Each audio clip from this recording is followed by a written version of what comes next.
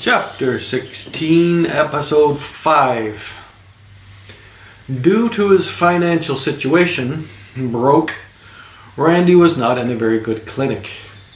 Inmates weren't abused too much if they obeyed the rules. As long as Randy took his sedatives, he remained fairly free to do as he pleased, with the only real restrictions being his confinement. He was permitted his walks in the bleak garden bower. There were a few trees that promised to contribute some green in the spring, but with the sun being almost as far away south as it would get, the only hope for any shade other than grey was snow. Randy had never given much thought to snow when he was on the outside. It was something that had to be endured, not thought about. With nothing pressing to do, such as roll an old lady for her purse or kick the shit out of some drunk that didn't know his place, Randy had time to watch the snow. He especially enjoyed watching it fall at night around one of the light posts. If the flakes were big enough and there was little wind, the shadows looked like little creatures running from the outer dark circle into the post where they seemed to find their home. "What are you looking at?" Randy explained what he saw to the voice behind him, without turning his head. He could explain it better watching it. "I like that. Poetic. A good way to look at it." Randy looked around and almost screamed. Screaming usually led to treatment, and Randy didn't like treatment. A gasp was all that came out. It was the brown lawyer. Was he here to kill him? Not likely. He had told him before that he wouldn't. He surely wouldn't in a safe place. "What you want?" "I came to see how you were doing." "They got me on sedatives." "Is that good or bad?" "Stops the nightmares. Don't let me be proper awake." Prescott nodded. He couldn't remember why they had let Randy live. It was a strange night. Killing in the park wasn't Prescott's style.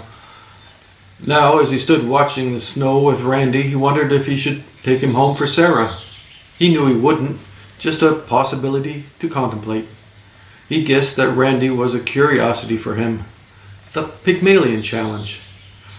Racial prejudice such as what Randy suffered from was not uncommon. A bunch of black men might be just as inclined to hate a white man just because he was white. However, if one from the group would accept the one other colored person, often it was enough to get over that what could be seen as primal fear of anything or anyone different. Randy was now the different one. He was the only walking, talking white man on his ward. "Have you made any friends?" "No, but they talk to me." "That's a good start." "I saw what I saw." "You probably did. A crazy night." "Then I'm not crazy." "Oh, you are. Not something you should worry about. Everyone else out there is crazy."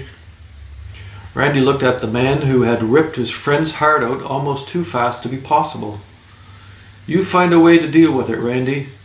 When you think you can handle being out again, I'm still your lawyer." "I can't pay no lawyer." "The costs are covered. You concentrate on getting your head in order." "You won't kill me?" "I don't think so, Randy. King David figures you might turn out all right." "You take it easy over Christmas." "What?" "My friend in the park. He wanted you to have another chance." Randy watched the scary brown man go back inside.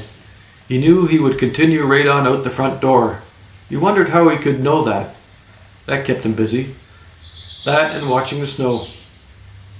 Until he was called in to eat.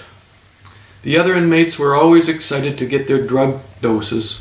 It wasn't too hard for Randy to hold 2 pills between his fingers and pretend to take his medication like he always did. He was careful not to look to see if anyone noticed.